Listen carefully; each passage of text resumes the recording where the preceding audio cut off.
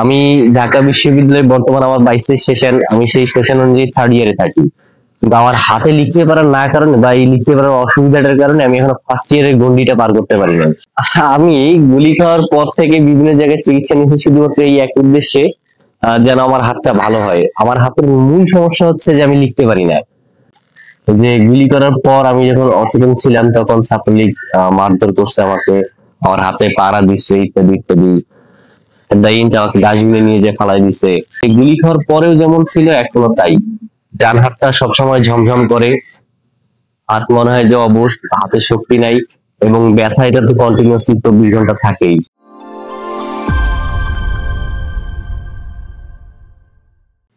16 জুলাই 2024 বেগম রোকেয়া বিশ্ববিদ্যালয়ের সামনে আমরা আনুমানিক 2 থেকে 3,000 শিক্ষার্থী একত্রিত ছিলাম।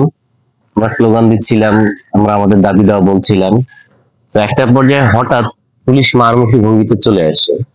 পুলিশ যখন মারমুখী ভঙ্গিতে চলে আসে তো আমরা পুলিশের সাথে বাকবিতণ্ডায় জড়াই। তো একটা পর্যায়ে আবু সাইদ ভাই সবার সামনে চলে যায় এবং সে কেটে দেয়। আবু সাইদ ভাইকে যখন গুলি করে তখন আমরা আশেপাশে ছিলাম বিচ্ছিন্ন অবস্থায়। আবু সাইদ ভাইকে গুলি করার পর যখন আমরা বুঝতে পারলাম যে সে আর পৃথিবীতে নাই, আমরা সবাই আবার একত্রিত হয়ে স্লোগান দিই। স্লোগান দিয়ে পুলিশকে ধাওয়া করি। পুলিশকে ধাওয়া করে একটা পর্যায়ের পর পুলিশ পার্কের মোড়ে গিয়ে 2 রাস্তার 2 দিকে বিভক্ত হয়ে যায়। এক দল যায় ডান দিকে, এক দল যায় বাম দিকে। তো আমরা উপায় না পেয়ে ওই মোড়ে গিয়ে আটকায় যাই। তো ওই মোড়ে সবার সামনে ছিলাম আমি, আমার পিছন থেকে ছেলেরা পাথর মারতেছিল পুলিশের দিক। একটা পর্যায়ে যখন দেখলো যে পুলিশের কিছু সাথী যেখানে আবু সাইদকে গুলি করছে সেখানে আটকায় আছে, ওদেরকে নিয়ে আসতে হবে, এই জন্য পুলিশ কি করলো, এলোপাতাড়ি গুলি করা শুরু করলো। পুলিশ যখন এলোপাতাড়ি গুলি করা শুরু করলো তখন আমার পাশে একজন ছিল, তো গুলি খেয়ে দেখলাম যে অজ্ঞান হয়ে গেছে। তো ওই যখন অজ্ঞান হয়ে গেছে তারপর নিজের দিকে তাকায় দেখি আমার পুরো শরীরে রক্ত ঝরতেছে, মানে শরীরের ডান হাতে, ডান পায়ে, কোমরে সবখান থেকে মোটামুটি রক্ত পড়তেছে। তো বুঝতে পারলাম যে আমাকে গুলি লাগছে। তো কিছুক্ষণ পর দেখলাম যে পুলিশ খুব সূক্ষ্মভাবে ঠান্ডা মাথায় গুলি করলো। নিচে হালায় দেখি যে প্রেস্টিজে এসে গুলি লাগছে। এরপর আর কিছু মনে নাই, অজ্ঞান হয়ে গেছে। অজ্ঞান থেকে যখন জ্ঞান ফিরে তখন তো হাসপাতালে। এরপর আর ওখানে কি হয়েছে না হয়েছে তেমন একটা জানা নাই। তবে বন্ধুদের মুখে শুনছি যে গুলি করার পর আমি যখন অচেতন ছিলাম তখন ছাত্রলীগ মারধর করছে আমাকে, আমার হাতে পাড়া দিচ্ছে ইত্যাদি ইত্যাদি। আমাকে ডাস্টবিনে নিয়ে যে ফালাই দিছে। ওখান থেকে বন্ধুরা উঠায় রিক্সাতে করে, বাইকে করে হাসপাতালে নিয়ে আসছে। আবু সাইদ ভাইয়ের ব্যাপারে আরেকটু বলি যে আবু সাইদ ভাইকে যখন গুলি করে, যখন আমরা আবু সাইদ ভাইকে রিক্সায় উঠাই, আমরা অনেকে বুঝে ফেলছি যে হ্যাঁ আবু সাইদ ভাইয়ের আর নিঃশ্বাস নেই। তো এরপর আবু সাইদ ভাইকে হাসপাতালে যখন নিয়ে যায় তখন হাসপাতালে আবার তুমুল বাকবিতণ্ডা বা একটা উত্তপ্ত পরিবেশ তৈরি হয় ছাত্রলীগের সাধারণ শিক্ষার্থীদের মাঝে। একদিন আবু সাইদ ভাইকে আর তারা মানে চিকিৎসা দেয় নাই, তো যেহেতু মৃত সেহেতু আমরা আবার আবু সাইদ ভাইয়ের লাশকে নিয়ে আসতেছিলাম যে আবার আমরা বেগম রোকেয়ার সামনে যাব। এই রাস্তার আসার পথে ঠিক ক্যাপ্টেন ব্যাকোলজির সামনে, অর্থাৎ আপনি বলতে পারেন পুলিশ লাইন্স স্কুলের যে মোড় আছে সেখানে, তো পুলিশ ফাঁড়ির একবারে পিছনে ওই জায়গাতে পুলিশ আমাদেরকে আবার আটকায় দেয়। আটকায় দিয়ে ওখানে আমরা ছিলাম 200-400 জন শিক্ষার্থীর মতো, ছেলে মেয়ে সবাই ছিলাম। 5 থেকে 6 জন পুলিশ মিলে আমাদের 200-400 ছেলে মেয়েকে পিটাইছে। হ্যাঁ, এখানে উল্লেখ্য যে শুধু ছেলেকে না, ছোট ছোট যে ক্লাস 9-10 এর মেয়েগুলো ছিল স্কুল ড্রেস পরে ওখানে দৌড়াদৌড়ি করতেছিল, এই মেয়েদেরকেও বাদ দেয় নাই। এই মেয়েদেরকে ধরেও পিটাইছে। এরপর আমাদের হাত থেকে লাশ কেড়ে নিচ্ছে, লাশ কেড়ে নিয়ে ওরা ওদের হেফাজতে রাখছে। তারপর যেহেতু আমি নিজে অসুস্থ ছিলাম, আমি আর কি আর ছিলাম ওই জায়গাতে, আমার বন্ধুরা ওখান থেকে ব্যাক করে আমাকে নিয়ে বাসায় চলে আসছে। গুলি খাওয়ার পর আমাকে রংপুর মেডিকেলে নিয়ে যায়, কিন্তু সেখানে তেমন সুবিধা করতে পারেনি বন্ধুরা। এমনি তো আবু সাইদ ভাইয়ের লাশকে নিয়ে একটা ঝামেলা চলতেছিল। তো একদিন তারা করে কি, আমাকে একটা প্রাইভেট চেম্বারে নিয়ে যায় একজন চিকিৎসকের, উনি ওখানে প্রাথমিক চিকিৎসা যাদের দেয়। এরপর তো বাসায় চলে যাই। তো এরপর কালক্রমে দেখা যায় যে রংপুর সিএমএইচ, রংপুর মেডিকেলে 4 মাস চিকিৎসারত থাকি। এরপর রংপুর সিএমএইচ থেকে ঢাকায় পাঠায়, ঢাকা মেডিকেলে 4 মাস চিকিৎসারত ছিলাম। এখন 4 মাস ধরে পিজি হাসপাতালে চিকিৎসারত আছি এবং চিকিৎসা নিচ্ছি, কন্টিনিউয়াসলি চিকিৎসা নিতে হচ্ছে। চিকিৎসার ব্যাপারে একটা বিশেষ সমস্যা হচ্ছে যে এখানে আমার মতো অনেকেই আছে যাদের বিদেশে পাঠানো উচিত বা তাদের দরকার বিদেশে পাঠানো, দেখা যায় যে এখানে কিছু চিকিৎসক চায় যে হ্যাঁ তারা বিদেশে যাক, আবার যারা লিগার টাইপ বা যারা লিগকে সাপোর্ট করে মনে মনে বা এরকম কোনো কিছু হয়তো বা তাদের অভ্যন্তরীণ কোনো সমস্যা থাকতে পারে, তারা চায় না যে না এরা বিদেশে যাক। আমি নিজের ভুক্তভোগী। আমি বিগত 4 মাস থেকে পিজিতে ঘুরছি, আমাকে বলা হচ্ছে হ্যাঁ বিদেশে পাঠানো হবে। যখন প্রাইভেট কোনো চিকিৎসকের চেম্বারে যাই উনি বলে যে হ্যাঁ আপনার বিদেশে যাওয়া উচিত, বা মৌখিক ভাবে বলে যে হ্যাঁ আপনার বিদেশে যাওয়া উচিত। কিন্তু যখনই এতে আপনার বোর্ড বসে বা এরকম একটা যে প্রক্রিয়ার মাধ্যমে যাইতে হয় সেই প্রক্রিয়ার মাধ্যমে পড়ে যাই, তখন দেখা যায় যে না আর তারা বিদেশে পাঠাচ্ছে না, একটা ভুগিযোগী যে কোনো একটা ট্রিটমেন্ট দিয়ে পাঠিয়ে দিচ্ছে, হ্যাঁ আপনি এটা 1 মাস নেন, এটা 2 মাস নেন। ওরা নির্দিষ্ট করে বলতে পারতেছে না যে আপনি এই ট্রিটমেন্টটা নেন আপনি সুস্থ হয়ে যাবেন, আপনি ওইটা করেন সুস্থ হয়ে যাবেন। তারা বলে আপনি এটা নেন দেখেন তারপরে কি হয়, ওইটা নেন দেখেন তারপরে কি হয়, ওইটা করেন দেখেন তারপরে কি হয়। আসলে চিকিৎসকরা নিজেরাও কনফিউজ, তারা কি চিকিৎসা দিচ্ছে এবং কি করতেছে এবং তাদের ভবিষ্যৎ প্ল্যান কি রোগীদেরকে নিয়ে, ওরা নিজেরাও কনফিউজ। তারা শুধুমাত্র তাদের মান সম্মানের ভয় বা তাদের জুলাইয়ের প্রতি অকৃতজ্ঞতা বলেন বা অখুশি বলেন বা আওয়ামী লীগকে সাপোর্ট করার দিক বলেন, সবকিছু থেকে তারা চাচ্ছে না যে এই যারা আহত আছে এখনো চিকিৎসা নিচ্ছে তারা বিদেশে যে একটা উন্নত চিকিৎসা নিয়ে। হাতে গুলি লাগার পর প্রাথমিকভাবে অনেক টাকা খরচ হয়েছে। এমন চিকিৎসাধীন যখন ছিলাম রংপুরে, তখন তো ওইভাবে কিছু সবখানে যে ফ্রি করতে হবে ইত্যাদি ইত্যাদি জিনিসগুলো ছিল না। তো আন্দোলন চলার যে মাসটা ছিল ওই মাসে আনুমানিক 4 থেকে 5 লাখ টাকার মতো খরচ হয়েছে।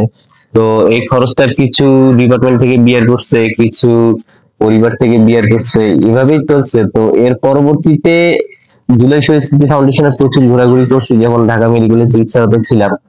তো তারা আসলে সেভাবে আমাকে সহযোগিতা করতে পারে নাই। এট দ্য এন্ড যখন পুরো বাংলাদেশে তারা রংপুরের যারা আহত ছিল তাদেরকে চিকিৎসার জন্য যে টাকাটা দেওয়া ছিল দিচ্ছিল, সেই সময় আমাকেও দিচ্ছে, ওটা পাইছি। আর তা বাদে জুলাই শহীদ স্মৃতি ফাউন্ডেশনে আমি তেমন কোনো সুবিধা পাই নাই, বা আমি কেন আমাদের আহত যারা আছে অনেকের সাথে কথা বলে দেখছি যে কেউ তেমন একটা সুবিধা পায় নাই। আর আমার হাতের অবস্থা যদি বলা যায় যে গুলি খাওয়ার পরেও যেমন ছিল এখনো তাই। ডান হাতটা সবসময় ঝমঝম করে, হাত মনে হয় যে অবশ, হাতে শক্তি নাই, এবং ব্যথা এটা তো কন্টিনিউয়াসলি 24 ঘন্টা থাকেই। আর এটার কারণে এর ফলশ্রুতিতে দেখা যায় যে আমি লিখতে পারতেছি না। আমার পুরো একটা একাডেমিক ইয়ার শেষ, আমার বন্ধুরা কয়েকদিনের মধ্যে থার্ড ইয়ারে যাবে, বা ওরা থার্ড ইয়ারে, আমি এখনো ফার্স্ট ইয়ারে, আমি ফার্স্ট ইয়ারে গন্ডিতে রইতে পারি নাই। এটা আমার জন্য অনেক কষ্টের, বা সবচেয়ে বড় সাফারিং এর জায়গা হচ্ছে এটা আমার, যে আমি বিশ্ববিদ্যালয়ে আসছি একটা আমার ভবিষ্যৎ সুন্দর হবে এটার আশা করে, একটা এটার প্রতিজ্ঞাবদ্ধ হয়ে বাবা মা আশা করে যে ভালো কিছু করবো, কিন্তু আমি এসে আন্দোলনে গিয়ে আহত হইলাম। এরপর দেখা গেল যে আমার চিকিৎসা ব্যাকগ্রাউন্ড বা আমার যে পড়াশোনার যে জায়গাটা, সবকিছু মিলাই আমি আসলে একটু হতাশ, বা আমার মনে হচ্ছে যে এখন মনে হয় যে আমার হয়তো বা ওখানে যাওয়াটা উচিত ছিল না, বা আমার আন্দোলনের সাথে সম্পৃক্ত হওয়াই উচিত ছিল না।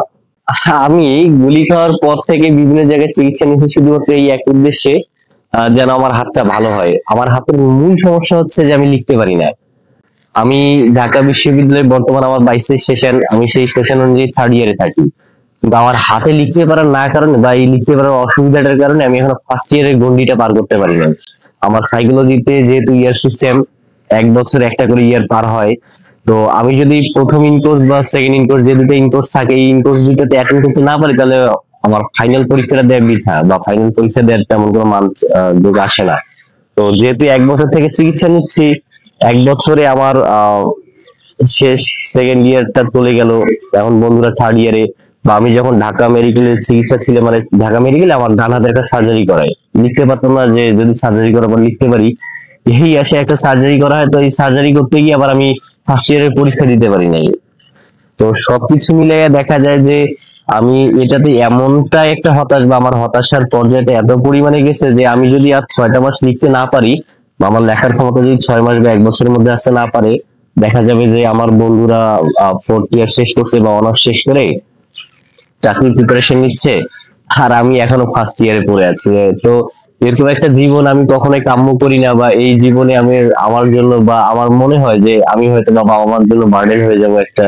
আমি কখনোই চাইবো না আমার নিজের বাবা মার জন্য একটা বোঝা হইতে, বা বিশ্ববিদ্যালয় জাতীয় সমাজের জন্য বোঝা হইতে। তো আমার একটাই আশা বা একটাই প্রত্যাশা যে যারাই আছে ক্ষমতায় বা যারা এখন পরিচালনা করছে সবকিছু, তারা যেন এই বিষয়গুলোতে খুব ভালোভাবে গুরুত্ব দেয়, যে যারা এখনো হাসপাতালে চিকিৎসা নিচ্ছে যে কোনো মূল্যে যে কোনো উপায়ে তাদেরকে যদি বিদেশে পাঠাইতে হয় বিদেশে পাঠাক, বা দেশে যদি খুব আরো মানে বেটার কেয়ার দেওয়ার দরকার হয় বা সর্বোচ্চ যেটা দেওয়ার দরকার হয় তাদের জন্য হয়তো বা জন থেকে একজন চিকিৎসক নিয়োগ করা হোক, তাদেরকে বিদেশে পাঠানো হোক, বা উন্নত চিকিৎসার জন্য যেটা করতে হয় সেটা করতে হয়। কারণ যারা শহীদ হয়েছে আল্লাহ তাদের মাফ করুক, তারা তো শহীদ হয়ে গেছে, তাদেরকে আর ফিরে নিয়ে আসা সম্ভব না। যারা আহত ছিল সুস্থ হয়ে বাসা চলে গেছে তারা ঠিক আছে, যারা অঙ্গ হারাই ফেলছে তাদের অঙ্গ ফিরিয়ে দেওয়া সম্ভব না।